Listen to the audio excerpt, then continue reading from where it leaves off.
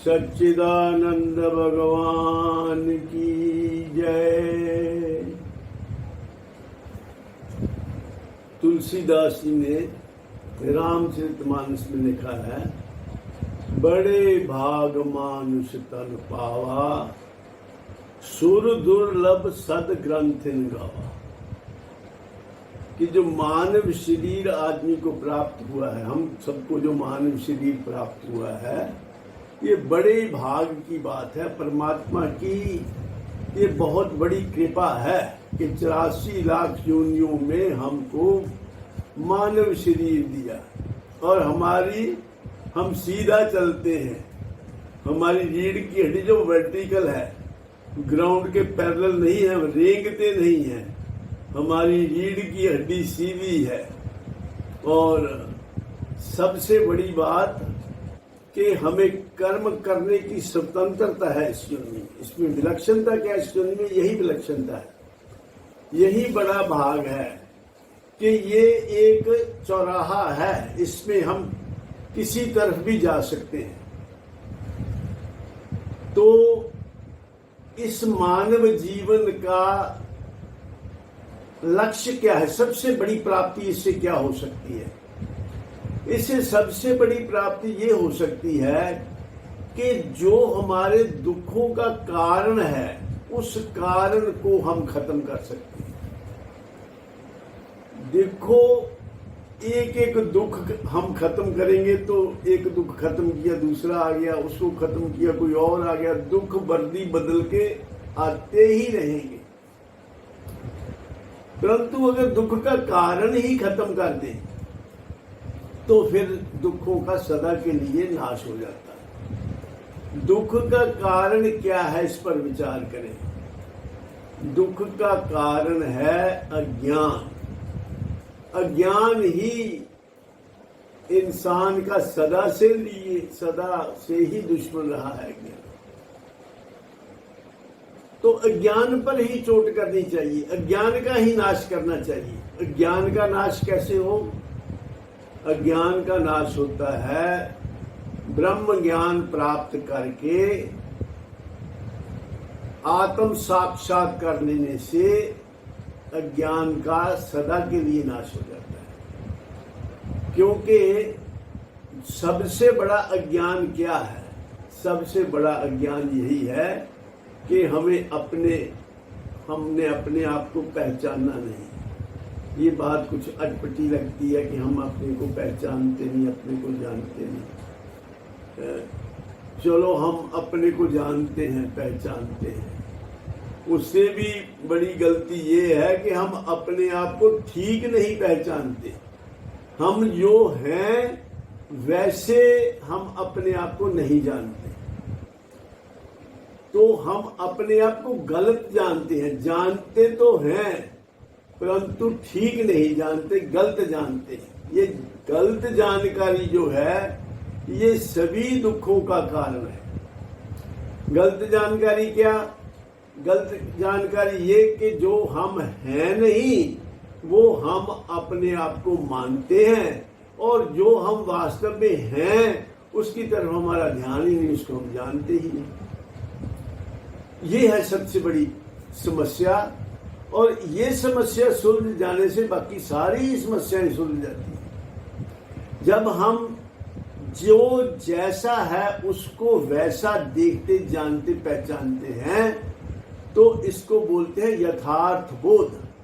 अभी हमको बोध तो है, लेकिन ये बोध अयथार्थ है, गलत जानकारी है। This is a case of mistaken identity. हम हैं कुछ और अपने आप को समझते हैं कुछ और। हम हैं क्या? हम वो हैं जिसको ये शरीर मिला है। देखो, शरीर को आत्मा नहीं मिली, आत्मा को शरीर मिला है। हम इस शरीर में आए हैं तो पहले भी कहीं थे। अब मैं यहां आके बैठा हूं तो पहले मैं कहीं था, तभी तो आके यहां बैठा हूं। ऐसे ही हम इस शरीर में आए हैं। जब से हमने ये शरीर ओढ़ा है, ये शरीर पहना है, तब से पहले भी हम कहीं थे और ये शरीर को छोड़ने के बाद ये कुछ समय से कुछ समय के लिए तक ही तो है, ये लोन है फ्रॉम मदर अर्थ। ये धरती माँ से हमने लोन पे लिया, लीज पे लिया है, मान लो कुछ समय की लीज के लिए लिया, उसके बाद ये खाली करना पड़ेगा, ये पिंजरा खाली करना पड़ेगा। नोटिस आने शुरू हो जाते हैं 50 साल की उम्र के बाद, कभी आंख कमजोर हो गई, कभी दांत कमजोर हो गए, कभी बाल जो काले थे वो सफेद हो गए। हम अपना इलाज करते रहते हैं उसका, काले बालों को पॉलिश करके, जो सफेद बाल है उसको पॉलिश करके फिर काले कर देते हैं। आंख कमजोर हो गई, चश्मा चढ़ा लेते हैं, दांत कमजोर हो गई, इम्प्लांट करा लेते हैं दांत। ऐसा करते रहते हैं, लेकिन दुख तो दस्तक देता ही रहता है। ये शरीर तो कमजोर होता ही रहता है। ये जैसे दोपहर के बाद सूर्य ढलना शुरू हो जाता है, उसको कोई रोक नहीं सकता, ऐसे ही जीवन का उतराव शुरू हो जाता है। हम अपने एंड की तरफ चलते हैं। वैसे तो जब हम जन्म लेते हैं मृत्यु साथ ही होती है उस वक्त। हम अब अगर मैं कहूं कि मैंने 60 साल जी लिया, इसका ये भी मतलब है कि मैंने 60 साल में मर चुका हूं, और जब मैं मान लो 80, 82, 85 वटेवर 90 वटेवर जो मेरी एज परमात्मा ने जितने श्वास लिए होंगे, उस वक्त वो मरना बंद हो जाएगा। हम प्रतिक्षण मर रहे हैं। Life and death goes side by side. जब हम श्वास अंदर लेते हैं ये लाइफ है, जब हम श्वास बाहर छोड़ते हैं ये डेथ है। Life and death in the same breath. 3 श्वास की तो जिंदगी है। जो श्वास अंदर आया, एक श्वास वो जो अंदर आया है श्वास, वो बाहर तो जाएगा। तो ये दूसरा मान लो, तीसरा श्वास वो दोबारा अंदर आएगा कि नहीं, ये परमात्मा जाने, ये हमारे बस की बात नहीं है। कई बार श्वास बाहर का बाहर ही नहीं आया, हार्ट एकदम स्टॉप हो जाता है काम करना। एक तो हार्ट फेलियर होता है, हार्ट अटैक होता है, एक हार्ट अचानक काम करना बंद ही कर देता है। तो किसी तरह से भी एंड आ जाता है। तो ये लाइफ इतनी फिजाइल है, इतनी अनसर्टेन है, तो फिर इसमें क्या करना चाहिए? सबसे पहली बात यही करनी चाहिए कि हमें अपने आप को ठीक ठीक जान लेना चाहिए। उसके लिए देखो, हम बाहरी इंद्रिय सुख के पीछे दौड़े भागे फिरते रहते हैं, इंद्रियों के सुख के पीछे पड़े हुए हैं। लेकिन जो थोड़ी देर बैठकर अगर हम अपने स्वरूप का विचार करें, सुख मात्यंतकम यत बुद्धि ग्राह्य मतीन्द्रम वेति यत्न चैवायम स्थितश्च चलति तत्वतः। तो हमें इंद्रियों से अतीत, जो इंद्रियों से प्राप्त नहीं हो सकता, ऐसा सुख मिलता है जिसको हम ब्रह्म सुख कह सकते हैं, जो अनंत मात्रा का होता है। तो ऐसा सुख लेने के लिए हमें कुछ समय ध्यान करना चाहिए। यम लब्धवाचा परम लाभम मन्यते नाधिकम तत् यस्मिन् स्थितो न दुखेन गुरुनापि विचाल्यते। जिसको अनुभव करके दुख का सदा के लिए नाश हो जाता है, और ऐसे सुख को मन उससे हटने के लिए तैयार नहीं, ऐसा सुख है ध्यान में। और इसको छोड़कर हम भागते फिरते हैं इंद्रियों के सुख के पीछे। इंद्रिय सुख क्षणिक है, कोई परमानेंट है नहीं। इंद्रिय सुख क्या, छुओ छोड़ो, छुओ छोड़ो। हम किसी चीज को हमेशा के लिए पकड़ के तो रख नहीं सकते।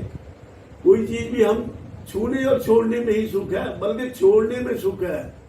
छूने में तो सुख अनुभव होता है, छोड़ने में ही सुख मिलता है। तो चलो इसमें नहीं जाते।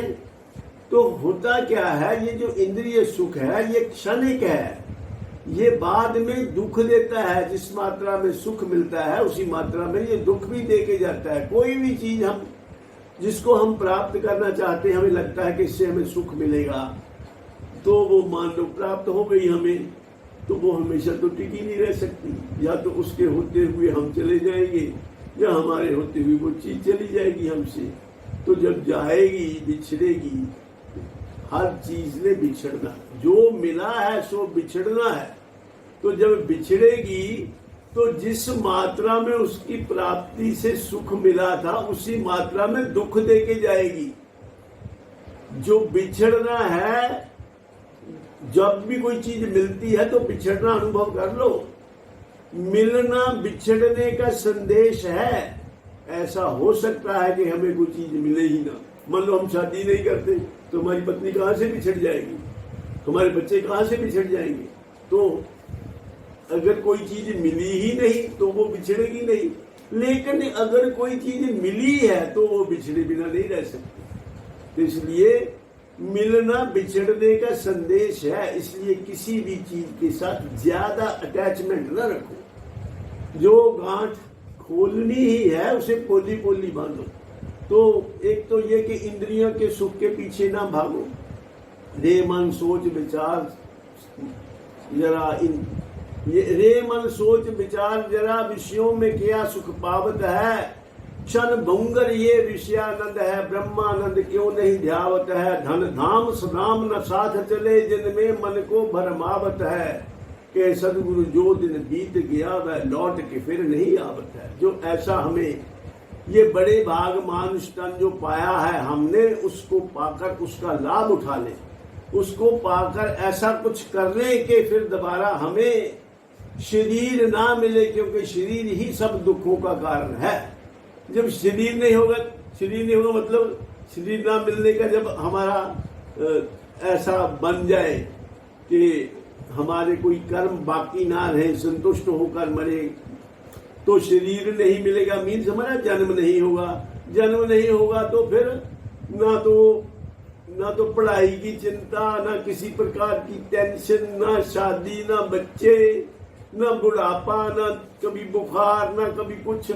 शरीर में कोई दुख नहीं होगा। जब शरीर ही नहीं होगा तो क्या दुख, ना मृत्यु होगी, तो हम सदा के लिए सुखी हो जाएंगे। शरीर ही सब दुखों का कारण है। इसको भगवान ने दुखालय अशाश्वतम कहा है। ये दुखों का घर है और ये क्षण भंगुर है। तो ऐसे शरीर से निजात पाने के लिए ये सुनहरी मौका भगवान ने हमें दिया है।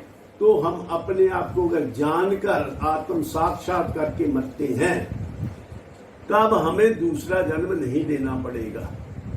क्षेत्रज्ञ योरेव अंतरम ज्ञान चक्षुषा भूत प्रकृति मोक्षम च ये विदुर जानती थे। पर 13वें अध्याय का लास्ट मंत्र भगवान ने कहा है कि जो क्षेत्र और क्षेत्रज्ञ के शरीर और आत्मा के अंतर को जानकर शरीर छोड़ता है उसको फिर दोबारा जन्म नहीं लेना पड़ता।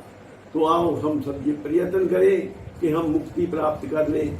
मान लो मुक्ति किसी तरह नहीं भी मिलती तो सदगति तो कहीं नहीं। इसलिए हम अपना जो बाहिर्मुख है, इंद्रियों के सुख की तरफ हम ललायत रहते हैं, अंतर्मुख होकर आत्मा परमात्मा के सुख का आनंद लें। इन शब्दों के साथ मैं अपनी वाणी को विराम देता हूँ और आप सबके कल्याण की कामना करता हूँ। परमात्मा आपको आनंद और शांति प्रदान करे। सर्वे भवन्तु सुखिनः, सर्वे सन्तु निरामयाः, सर्वे भद्राणि पश्यन्तु मा कश्चित् दुःखभाग् भवेत्। ओम शांति शांति शांति।